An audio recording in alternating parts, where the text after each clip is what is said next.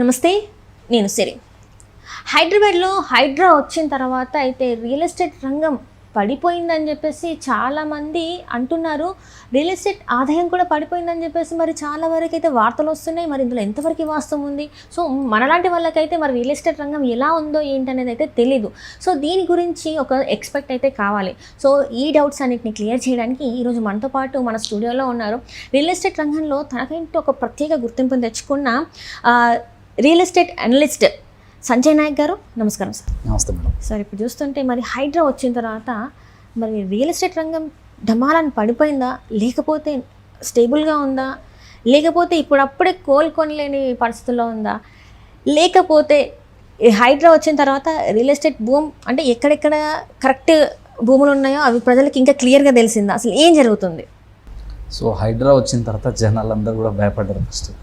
అంటే ఇప్పటి వరకు గతంలో ఈ హైడ్రా ఉంది అని కానీ, ఈ ఎఫ్టిఎల్ కానీ, బఫర్ జోన్ కానీ చాలా మందికి తెలియదు. మేజర్గా ఎవరికి తెలుస్తుంది అంటే ఎవరైతే రెవెన్యూ డిపార్ట్మెంట్లో వర్క్ చేస్తారో వాళ్ళకి, రియల్ ఎస్టేట్లో ఎవరైతే ఎక్స్పర్ట్స్ ఉన్నారో రియల్ ఎస్టేట్లో వర్క్ చేసే వాళ్ళకి మాత్రమే దాని మీద అవేర్నెస్ ఉంటుంది తప్ప వేరే వాళ్ళు ఎప్పుడు కూడా ఈ ఎఫ్టిఎల్ గురించి, బఫర్ జోన్ గురించి పట్టించుకోలేదు. సో ఈ ఎఫ్టిఎల్, బఫర్ జోన్ ఏంటంటే మనకి మేజర్గా చెరువులకు దగ్గర ఉంటాయి. సో హైడ్రా అనేది ఏంది మనకి మేజర్గా అంటే లేక్ ప్రొటెక్షన్ కోసం వచ్చింది ఇది. సో ఈ లేక్స్ అన్నీ కూడా ఏంటంటే గతంలో ఉన్న దాంతో పోలిస్తే ఇప్పుడున్న దాంట్లో నేను ఆర్టికల్స్ చదివిన, రెగ్యులర్ న్యూస్ ఫాలో అయిన ఏంటంటే మోర్ దెన్ 60% చెరువులన్నీ కూడా కబ్జాలకు గురైనాయి, చెరువులన్నీ కూడా మూసేశారు. అందుకనే రోడ్ల మీద నీళ్ళు ఎక్కువ వస్తున్నాయి, చిన్న వర్షం రాగానే చాలా ట్రాఫిక్ అయిపోతుంది. అండ్ అదే విధంగా ఇంట్లకి నీళ్ళు వస్తున్నాయి.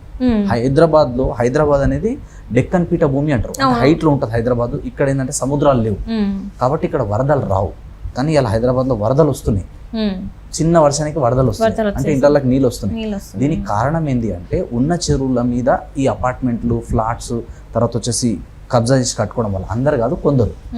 సో దీనివల్ల ఏమవుతుందంటే ఈ హైదరాబాద్కి ఎఫెక్ట్ అవుతుంది. రానున్న రోజుల్లో వాటర్కి ఇబ్బంది అవుతుంది, ఈ ట్రాఫిక్ జామ్ లేకుండా చేయాలని చెప్పేసి గవర్నమెంట్ ఏంటంటే ఈ హైడ్రా అనేది సడన్గా తీసుకొచ్చింది. అంటే ఇప్పటివరకు ఎప్పుడు చూడండి ఒక హైడ్రా అనేది వచ్చింది. సో ఈ హైడ్రా వచ్చిన తర్వాత మేజర్గా ఏంటంటే ఇప్పుడు ఏదైతే మూసీ నది ఉందో ఆ చుట్టుపక్కల ఉన్న ఎఫ్టిఎల్ లెవెల్లో, బఫర్ జోన్లో ఏవైతే ఉన్నాయో ఆ ఏరియాలలో మాత్రమే ఇల్లులు కూలగొడుతున్నారు. సెకండ్ ఇంకోటి ఏంటంటే ఎక్కడైతే ఈ వాటర్ జోన్స్కి, లేక్స్కి దగ్గర ఉంటాయో అక్కడ కొనడానికి జనాలు భయపడుతున్నారు. లేక్ వ్యూ అనే పేరు వస్తే చాలా భయపడుతున్నారు. సో అంటే ఆ ఏరియాలో ఎక్కడైతే ఉన్నాయో చెరువులకు దగ్గర, కాలువలకి, కుంటలకు దగ్గర అక్కడ మాత్రం ఎవరు కొనడానికి ఇంట్రెస్ట్ చూపిస్తలేరు. సో ఇక్కడ మనం గుర్తుపెట్టుకోవాల్సింది ఏంటంటే ఈ హైడ్రా ఎఫెక్ట్ వల్ల ఎక్కడైతే చెరువులు, కుంటలు, నాలాలు ఉన్నాయో వాటికే మేజర్ ఎఫెక్ట్. సెకండ్ ఇంకోటి ఏంటంటే ఈ హైడ్రా దెబ్బతోని లేటెస్ట్ న్యూస్ ఏంటంటే మోర్ దెన్ 30% రిజిస్ట్రేషన్స్ అనేది తగ్గినాయి. రిజిస్ట్రేషన్స్ తగ్గినాయి కానీ రేట్లు తగ్గలేదు, ప్రైజెస్ అనేది తగ్గలేదు. రిజిస్ట్రేషన్ 100 మంది రిజిస్ట్రేషన్ చేసుకోవాల్సిన దగ్గర 70 మందే చేసుకుంటున్నారు, 60 మందే చేసుకుంటున్నారు. కానీ 10,000 గజం ఉన్నది ఫర్ ఎగ్జాంపుల్, లేదా ఒక 5,000-6,000 రూపీస్ పర్ ఎస్ఎఫ్టీ ఉన్నది, అదేం తగ్గలేదు. ప్రైజెస్ స్టేబుల్గానే ఉన్నాయి కానీ రిజిస్ట్రేషన్స్ తగ్గినాయి. కొందరు డెవలపర్స్, కొందరు బిల్డర్స్ ఏంటంటే ఫర్ ఎగ్జాంపుల్ ఒక 2 రూపీస్ ప్రాఫిట్స్ వస్తుంది అనుకునే దగ్గర 1 రూపీ వచ్చినా చాలా నమ్మేస్తారు తప్ప లాస్ట్లో ఎవరు అమ్ముకోరు. ఎందుకంటే మెటీరియల్ కాస్ట్ పెరిగిపోతుంది రోజు రోజుకి. ఇంకోటి ఏంటంటే లేబర్ కాస్ట్ పెరిగిపోతుంది, అప్రూవల్ ఛార్జెస్ అన్ని పెరిగిపోతున్నాయి.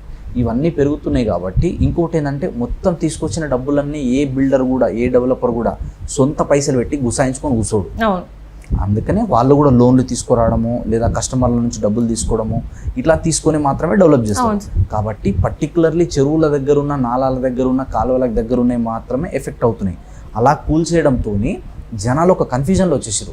అసలు ఎక్కడ ఎఫ్టిఎల్ ఉంది, ఎక్కడ బఫర్ జోన్ ఉంది, ఎక్కడ కొనాలి ఏందనేది ఒక డైనమాలో పడ్డారు. వెయిట్ అండ్ వాచ్ మూడ్లో ఉన్నది ఇంకా. సో గతంలో మనం తీసుకుంటే ఏంటంటే ఎలక్షన్కి బిఫోర్ నుంచి మార్కెట్ స్లో ఉంది ఆటోమేటిక్గా. కాబట్టి ఇప్పుడున్న సిచ్యువేషన్ లేదంటే కొంచెం రిజిస్ట్రేషన్ స్లో అయినాయి. కానీ గుడ్ న్యూస్ ఏంటంటే ఈ టైంలో కూడా ప్రజలకు ఒక అవేర్నెస్ వచ్చింది. ఎక్కడ పడితే అక్కడ కొనొద్దు, చెరువులకి, నాలాలకి, కుంటలకి దగ్గర ఉన్నాయి కొనొద్దు, పెద్ద పెద్ద హై టెన్షన్ వైర్స్ ఉన్న దగ్గర కొనొద్దు, పెద్ద పెద్ద పొల్యూటెడ్ ఇండస్ట్రీస్ దగ్గర కొనొద్దు. ఇవి ఒక అవేర్నెస్ వచ్చింది, బేసిక్ అవేర్నెస్. ఎందుకంటే మేము ఎంత చెప్పినా కూడా గవర్నమెంట్ నుంచి ఇలాంటి డెసిషన్ వచ్చినప్పుడు జనాలు అలర్ట్ అవుతారు. అంటే ఇవాళ మనం ఏదో రూపాయి మన కష్టాలు తీసుకుపోయి పెడతాం, కానీ రేపు ఏదన్నా ఇలాంటి జరగరాంది జరిగితే, ఏమైనా ఇలాంటి ఒక హైడ్రా లాంటిది ఇంకోటి ఏదైనా వస్తే రానున్న రోజుల్లో ఇబ్బంది పడకుండా ఉండాలంటే అప్రూవల్స్ ఉన్నవి అండ్ ఈ చెరువులకి కుంటలకి కాలువలకి దూరంగా ఉన్నవి అక్కడ కొనాలి. సో ఫ్రీ జోన్లు ఏవైతే ఉంటాయో, R1 జోన్స్, రెసిడెన్షియల్ జోన్స్ ఏవైతే ఉంటాయో అక్కడ కొంటేనే మంచిది ఎప్పుడైనా సరే. ప్రైజెస్ కొంచెం రూపాయి ఎక్కువ పెట్టినా పర్లేదు, కానీ రేపు ఇబ్బందులు పడకుండా ఉంటుంది. తక్కువలో వస్తుంది కదా, ఆఫర్లో వస్తుంది కదా, మంచి లేక్ వ్యూ అని పాయింట్ ఉంది కదా అని చెప్పి మనం తొందరపడి కొంటే ఇలాంటి ఇబ్బందులు అవుతాయి.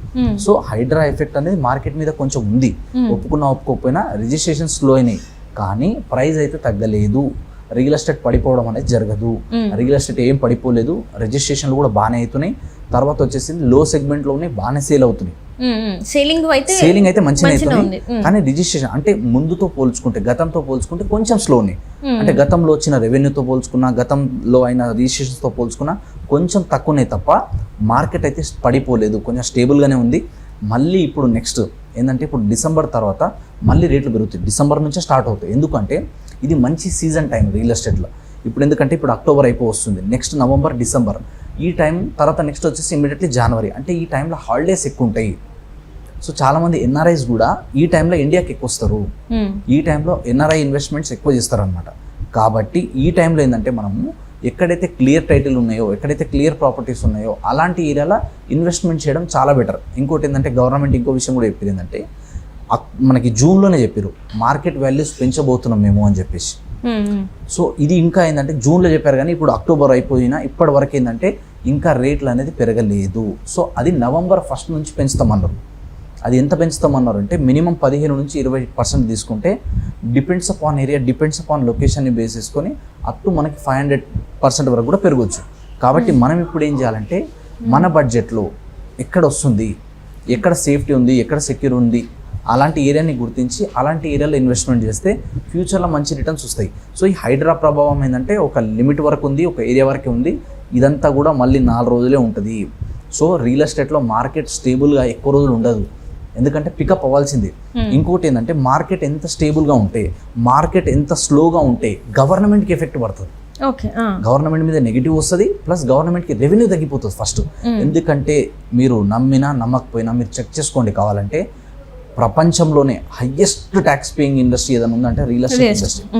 అత్యంత ధనవంతులు ఏ ఇండస్ట్రీ నుంచి ఉన్నారంటే రియల్ ఎస్టేట్ నుంచి ఉన్నారు. రీసెంట్గా మీరు ఒక ఆర్టికల్ కూడా చూసుకుంటే మన ప్రపంచ కుబేరుల లిస్ట్లో తీసుకుంటే 100 మెంబర్స్ కంటే ఎక్కువ మంది మన తెలంగాణ, మన ఇండియా నుంచే మేజర్గా తీసుకుంటే అందులో కూడా హైదరాబాద్లో ఎక్కువ మంది ఉన్నారు ఇండియా మొత్తంలో తీసుకుంటే కూడా.